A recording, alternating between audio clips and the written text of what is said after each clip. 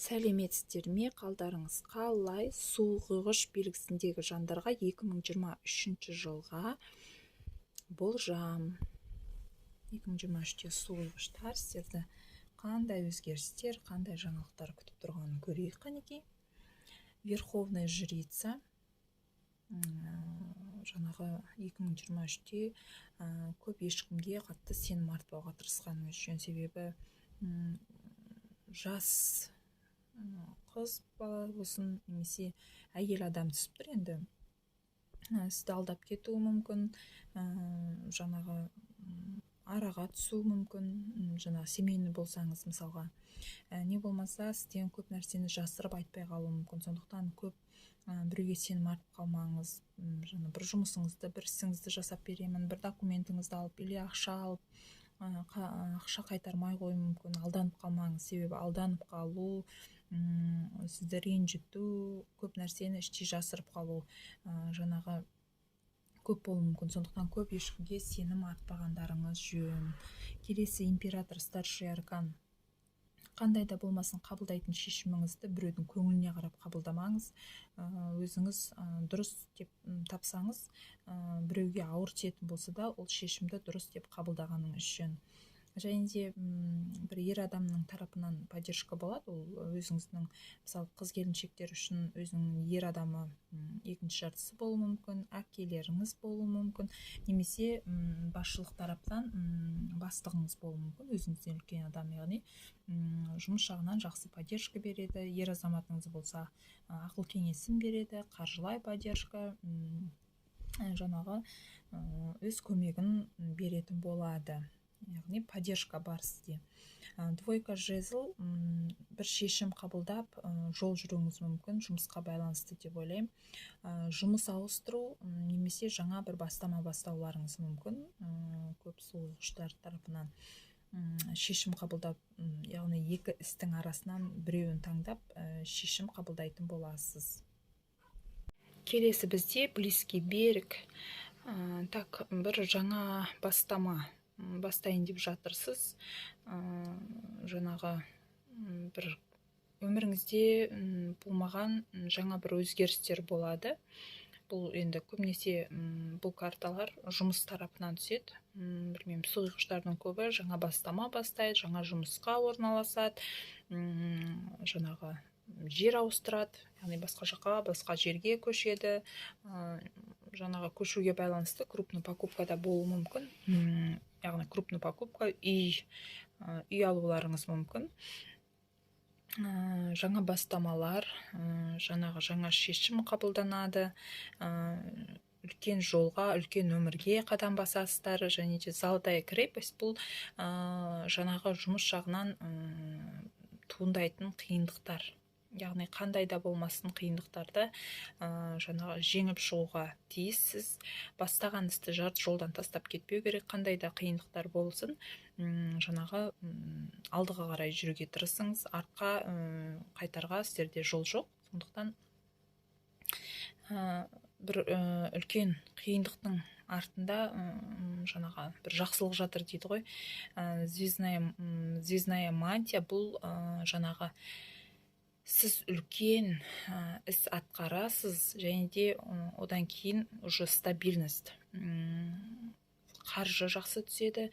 Және де бұл сіздің бұл жылы қандай да болмасын бастаған ісіңіз тұрақты болып қалады. Тұрақты жұмысыңыз, тұрақты бизнесіңіз, тұрақты ісіңіз болып қалады. Сондықтан сізге постоянный доход алып келетін жұмыс.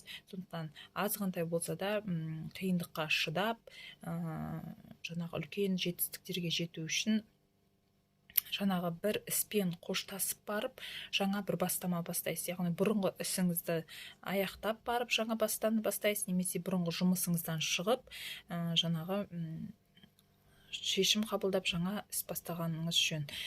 Және де мысалы көбінде біреулер жаңағы именно суғыштардың ішінде екі жұмыс атқарып жүретіндер болады ғой. Мысалға өзінің негізгі жұмысы и қосымша бизнеспен айналысып. Негізі бизнес жасайтын адам басқа іспен айналыспауға кеңес беретін едім. Себебі бір істің арасында шешім қабылдауға тура келеді. Бизнесті, жаңа бастаманы, жаңа істі таңдауға тиіссіз. Енді ол сізге қиындық туындайтын болса да, мүмкіндігінше жаңағы бір істі ғана таңдағаныңыз үшін. Себебі сізге бұл больше доход әкеледі, бұл сізге жаңағы тұрақты жұмыс, тұрақты іс болып қалады. Сондықтан мүмкіндігінше жаңағы риск жасағаннан, жаңа қадам бастағаннан қорықпағаныңыз жөн. Жаңа қандай да болмасын, қиындық болсын, келетін жаңағы атқаратын ісіңіз өте жұмысыңыз көп болса да, қуанып жасап, қуанып атқаратын болсаңыз, бұл сізге үлкен жетістіктер алып келеді. Сондықтан жұмыс жағынан бір кардинальный өзгеріс болады суғығыштардың көбінде.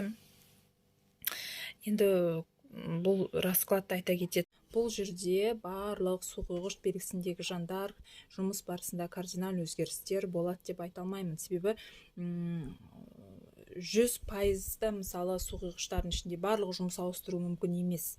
Яғни өздерінің негізгі жұмыстарында қалуы мүмкін.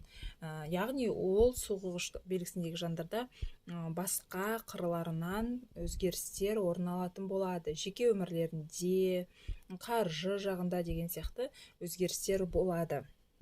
Келесі письмо, бір маңызды хабар аласыз, жақсы жаңалық естисіз, қуанасыз. Яғни бұл жақсы жаңалық, себебі стабильность түсіп тұр жаңағы картаның жанында.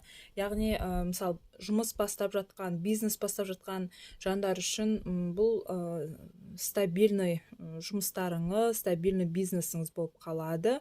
Жаңағы нық қадам жасап, жаңағы өмірде өз орындарыңызды табатын боласыздар. Келесі дружба, доверие. Собака бұл жаңағы сізге көмектесетін, сізге шынайы жаны ашитын адам жаныңыздан табылатын болады жылдың аяғына қарай. Нағыз достарыңызды, нағыз жанашыр адамыңызды жылдың аяғында сіз кездестіресіз.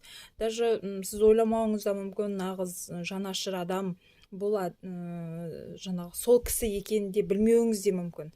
Бірақ сол кісінің поступктарынан кейін сіздің көзіңіз жетеді.